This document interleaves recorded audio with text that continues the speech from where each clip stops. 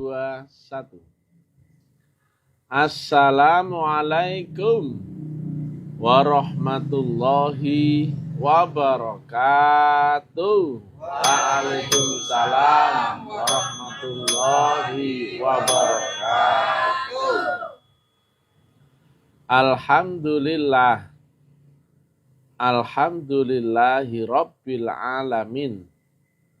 Wassalatu wassalamu ala asrofil anbiya wal mursalin Sayyidina wa maulana Muhammadin wa ala alihi wa sahbihi ajmain. Ketemu lagi dengan Mr. TM dengan uraian-uraian ilmiah tinggi tentang metodologi, metafisika, tasawuf, eksakta ilmiah. Bertempat di Kampus Taklim Ma'rifat Depok Sawangan.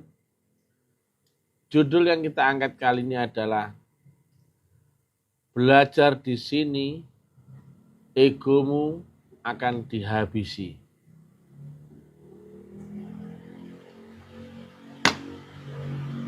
Ilmu ini adalah ilmu menundukkan hawa nafsu. Dan jihad paling besar, kata Nabi, adalah perang melawan dirimu sendiri, nafsumu. Sering saya sampaikan ya, nafsu itu sangat sulit ditundukkan. Karena nafsu itu mengarah ke yang enak-enak menurut akalmu. Dan manusia nggak ada secara naluri seneng yang nggak enak, nggak ada. Pasti seneng itu kepada yang enak-enak. Jika kata Nabi, jihad paling besar adalah perang melawan hawa nafsu dirimu sendiri, berarti melawan yang enak-enak. Nggak cuma enak ya, enak, senang, nyaman, selamat, dijamin, ganteng, sehat, semua yang akal ke kanan. Karena sistem dunia itu adalah berpasang-pasangan. Kau nggak bisa hanya menerima yang sehat, senang, kaya, ganteng, nggak mau yang ke kirinya. Maka kau pasti akan tumbang. Nah, semakin tinggi di sekolah ini adalah makin rendah dia di hadapan Tuhannya. Nabi Muhammad menyebut dirinya adalah pesuruh Allah ya. Kemudian ayahanda guru menyebut dirinya budak dari ketuhanan. Kalau Nabi Isa menyebut dirinya pelayan Tuhan. Kalau kita nyebut jongos boleh ya? Boleh. Budak boleh ya? Boleh. Abdi boleh ya? Boleh. Pembantu boleh ya? Boleh. Nah, itu. Jangan berpikir kau makin sekolah di sini makin tinggi derajatmu. Gak usah dipikir itu. Makanya ya, demi menjaga itu sengaja ya. Saya nggak pernah tampil ngejreng. Paling pakai celana pendek, ngelewes kayak nggak ada kayak orang nggak berguna itu nggak. Supaya apa? Jika gurumu aja ngajarkan begitu, masa kau mentengkelek perlente, betul nggak lo? Ya nggak lo? Masa kau gini? Pakai kacamata begini ya?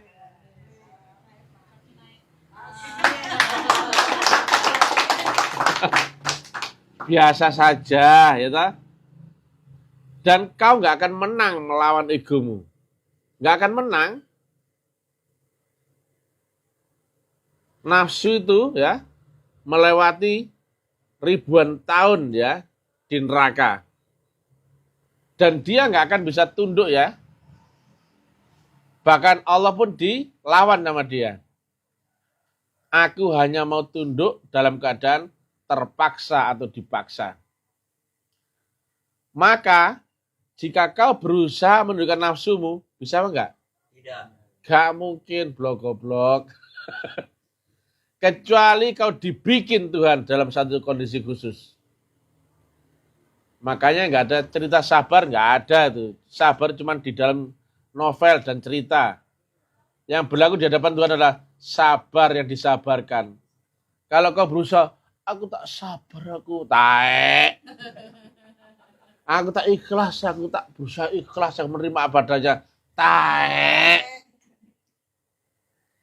Itu kalau akalmu masih jalan, berarti sabarmu masih produksi akal, betul nggak? Sabar yang asli, ikhlas yang asli adalah kau ketemu suatu kondisi yang kau nggak bisa memilih. Dan kau diinjak-injak orang, diludahin orang, dikencingi orang, kau tidak berdaya membalasnya. Itulah sabar yang disabarkan. Berarti kau nggak ada pilihan. Kalau kau memilih, pasti yang cocok dengan akal, betul nggak? Nah, siap-siap ya di sini sekolahnya, kau akan dihabisin ya. Jika hartamu membuat kau bangga, hartamu dihabisin. Jika pangkat status membuat kau bangga, pangkat statusmu akan dihabisin. Sampai kau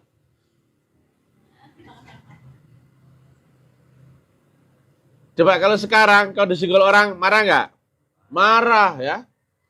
Tapi ketika kau ya menjadi seorang yang paling rendah, dikencingin orang nggak bisa apa-apa. Karena kau tidak berdaya. Jadi menundukkan nafsu itu bukan dengan akalmu, dengan meditasi supaya gak marah atau bukan itu ya. Kau pasti akan dibikin tidak berdaya, di mana sekelilingmu akan menginjak-injakmu dan kau tidak merasa terinjak dan tidak merasa terdolimi. Itu yang sulit.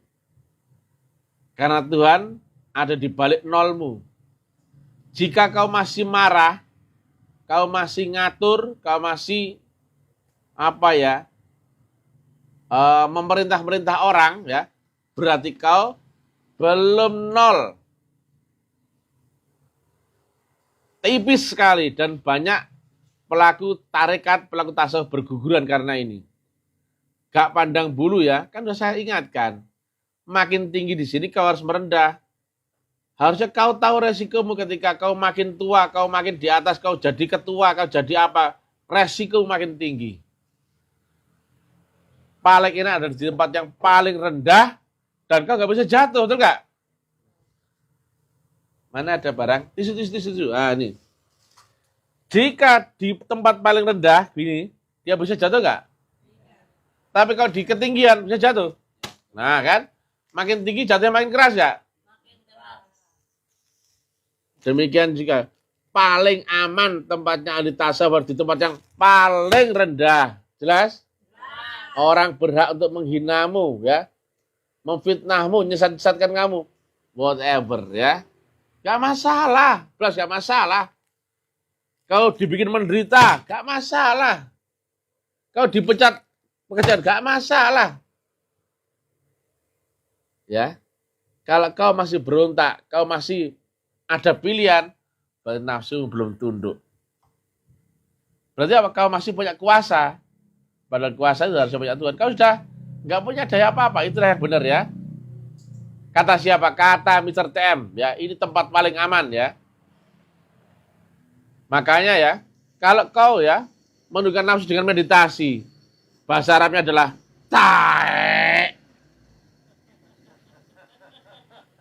Gak mungkin ya. Tetapi ketika kau dipecat dari pekerjaan, rumah tanggamu dicerai misalkan ya, kau dihinakan, diusir, kau tidak berdaya apa-apa, dan kau hanya diam longok-longok saja. Akalmu gak jalan, betul gak? Mau marah gak mampu, kenapa? Gak punya daya kekuatan apa-apa, betul gak? Itulah sabar yang disabarkan, ikhlas yang diikhlaskan. Dan Tuhan menaikkan derajat iman seseorang lewat ujian, bukan pujian ya, ujian. Maka selamat bagi yang di sekolah ini dan hidupmu jembret. Bagi yang dipecat pekerjaan, selamat. Yang nggak punya penghasilan, selamat. Yang barang-barangnya hilang, semangat.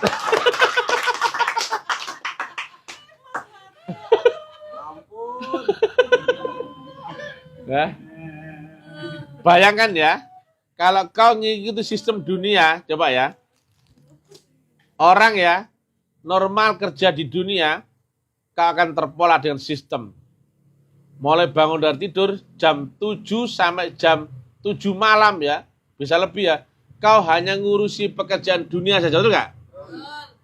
Dan kau nggak bisa memiliki waktumu, pikiranmu, tenagamu. Kau hanya diperas seperti kerbau dicocok hidungnya. Maka anak-anak muda di kampus Alim Marifat, gak usah kerja. Gak usah kerja ikut orang ya. Pegang kata-kata Mr. TM ya. Kalau Mr. TM daripada kerja ikut orang, mending gak kerja. Ikan aja di lautan bisa makan, betul gak? Dan dia gak ikut outsourcing pekerjaan, betul gak? Asal dia gali-gali apa? Hewan digali-gali dapat makanan, betul gak? Nah, kalau ikan begitu renang-renang dia gerak saja, dia dapat makanan enggak? Jadi rezeki bukan dari bosmu, jelas? Kalau rezekimu terbaca oleh akal pikiranmu, berarti itu bukan Tuhan namanya. Coba kalau kau kerja di orang lain ya, di sistem dunia, kerjamu dibayar berapa jumlahnya tahu? Waktu keluarnya tahu? Dari mana tahu? Loh. Katanya kata dari Tuhan, rezeki akan aku datangkan dengan tidak kau sangka-sangka, betul nggak? Nah ini kok kau sangka semua, betul nggak? Dari mana kau tahu? Yang jawab yang lain dong. Dari mana kau tahu? Jumlahnya berapa tahu? Kemudian kapan keluarnya tahu? Bahkan untuk apa lo kau sudah tahu, gitu kan? Ini untuk nyaur utang, itu cicilan, betul nggak? Brengsek gitu, itu bukan Tuhan ya. Itu sistem dunia. Mending freelance daripada ikut kerja terikat dengan orang. Kau nggak akan bisa suluk, nggak akan bisa merdeka, dan pola itu mindsetnya akan kau terikat seumur hidupmu, bahkan sampai tua, dan kau nggak akan bisa memakai waktu-waktu yang efektifmu ya di dunia untuk beribadah, berarti berbakti. Hidupmu terpola untuk pekerjaanmu saja, yang kau ingat bosmu saja, betul nggak? Kalau nggak begini dimarah bos, betul nggak? Kalau nggak gini kena SP, betul nggak? Kalau nggak gini nggak akan dipecat, betul nggak? Gajimu dikurangi, betul nggak? Tae!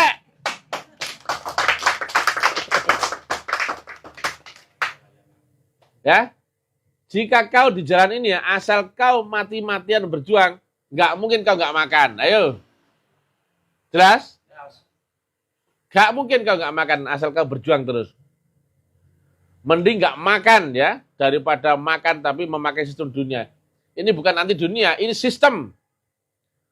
Bahwasanya seluruh umat manusia telah dikendalikan sistem alam bawah sadar. Makanya kita mulai usaha-usaha ekonomi produktif ya. Sederhana, dari laundry, dari jualan ini, jualan itu. Mending saya angkat topik kalau begituan. Daripada kau seorang direktur, tapi nggak punya waktu ya. Karena apa? Ada tanggung jawab dengan komisaris dan sebagainya. Dan kau nggak akan pernah bisa lolos daripada duniamu. Nggak mungkin bisa. Karena nggak akan bisa kau praktek inna sholati wa nusuki wa mahya wa mamati. Makanya siap-siap ya. Saya nggak ngomong yang enak-enak ya. Kalau kau belajar di sini, kau pasti siap-siap dikeluarkan pekerjaan. Tepuk tangan. Kau siap-siap cerai dengan istrimu, tepuk tangan. Kau siap-siap kesulitan cari makan, tepuk tangan. Hanya dengan begitu akalmu lumpuh. Dan kau tidak berdaya. Setelah itu apa? Kau nggak ada pilihan. Kalau nggak ada pilihan, apa yang ada kau makan, betul nggak? Kalau kau punya kemampuan ke warung, pasti banyak pilihan, kau pilih paling enak, betul nggak? Tapi kalau sudah nggak ada pilihan, biasanya makan nasi, kemudian makan jagung, makan nggak? Dia lapar. Betul nggak? Sederhana. Nggak mikir apa-apa. Yang ada di jalan itu nggak? Nggak perlu mikirkan selera ini itu. Gaya hidup nggak perlu. Kita hanya berdasarkan kebutuhan hidup, bukan gaya hidup. Gimana cara bisa makan gitu, Dok? Dan Nabi pun begitu ya. Besok nggak tahu. Tapi jangan khawatir ya. Walaupun begitu ya, jika kau ada di jalannya, jalan ini ya, dan kau berbakti kepada urusan Tuhan ya, dan dia maha kaya, jika kau beserta yang maha kaya, ikut kaya nggak kau? Kaya. Ikut kaya. Jelas? Prinsipnya apa? Ngikut. Coba ya, anak baru lahir ya, bayi lahir. Kalau orang tuanya kaya, dia kaya nggak dia? Anaknya orang kaya, betul nggak? Kalau anak baru lahir, bapaknya, ibunya miskin. Berarti apa? Anak orang miskin, betul nggak? Tergantung kepada siapa kau ngikut, betul nggak? Ini nggak main-main ini. Nah, kalau kau mentalnya kerja aja, cari duit aja. Hah, kapan kau ketemu Tuhan, betul nggak? Dan lagi-lagi ya, siapapun engkau ya, yang di sekolah ini, siap-siap kau di bawah ya, jangan duduk atas. Kalau saya ngomong, jangan nyela. Jangan ngatur-ngatur orang. Kemudian, sejajar saja jangan ya, di bawahnya ya. Kalau gurumu di sini, kau minimal di bawahnya. Ya betul nggak? Jangan sampai sejajar, jangan sampai. Nah sekarang, saya sering duduk bawah, HP lah pokoknya. Ya, berarti ada nggak peluang kau untuk naik panggung? Nggak ada, kapokmu kapan? Tepuk tangan. Kalau gurumu cuma pakai kaos begini, nggak pakai surban, juban, nggak pakai lipstik, celak, gitu ya. Berarti kau harusnya lebih merendah lagi di bawah guru, betul nggak? Mending penampilan biasa-biasa aja, nggak usah pakai jubah-jubahan, surban-surbanan, telek itu sama aja. Walaupun dikira orang kita orang ateis, biar aja ya. Biar disebut bukan orang Islam, biar aja ya. Biar aja, nggak apa-apa. Saya juga nggak pernah marah, kok betul nggak? Ya, saya dihina-hina orang kan, ada sesat toh. Tapi kan nggak kena tuh kan? Ngefek nggak bagi saya? Enggak. Dakwah kita bahkan makin besar di mana-mana, tuh nggak? Katanya saya orang nggak kerja katanya. Saya cuma jualan agama, ya. Bukalapak agama lah, itu kecil-kecilan, itu. Tapi alhamdulillah ya, dagangan saya laris ya, lancar ya. Kalau orang dulu kan ngebully saya, loh. Buktinya saya bangun di mana-mana, kan nggak perlu saya tunjukkan pada kalian, tuh nggak? Yang jelas kami bangun di Purbalingga, tepuk tangan. Balikpapan bangun, tepuk tangan. Kebumen bangun, tepuk tangan. Lamongan bangun, tepuk tangan. Bandung sudah dapat tanah, tepuk tangan. Tenggarong ada tanah, tepuk tangan. Kendari ada masjid yang untuk kita, tepuk tangan. Sebentar lagi Sukoharjo, tepuk tangan.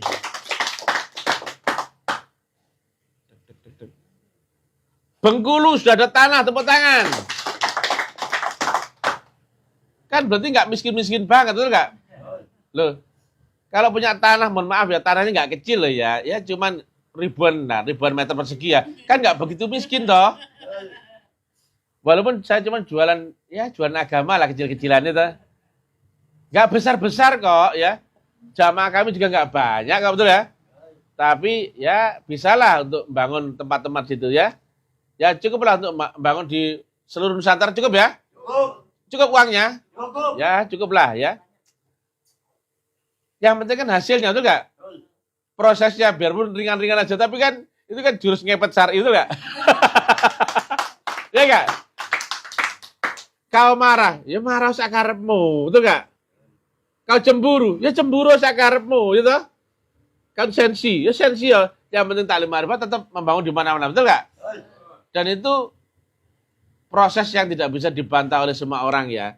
Dan kami kan update selalu ya, real lewat YouTube, lewat Facebook ya, kami bangun di mana-mana. Jadi bukan omong kosong kan? Betul nggak Pak Ji? Betul. Ya kan? Nah. Dan dakwah kami jaringan di mana-mana kan? Dan mungkin hanya Mr. Sam ya yang goblok-goblokin ulama dan nggak bisa dibantah mereka, betul kan? Ya apa nggak? 2 tahun loh ini. Saya tunggu-tunggu, nggak nongol. Saya sebut nama-namanya loh, nggak ada nongol. Ya, ulamanya loh saya goblok-goblokin. Saya tuh mau diuji, ya. Saat itu benar mana bersaksi apa mengucapkan. Dan saya mau tahu prakteknya bersaksi kayak gimana. Makanya saya undang semua ulama ya. Prakteknya bersaksi dalam saat itu kayak mana? Apakah bersaksi begitu ya? Ataukah cuma mengucapkan kan aneh ya?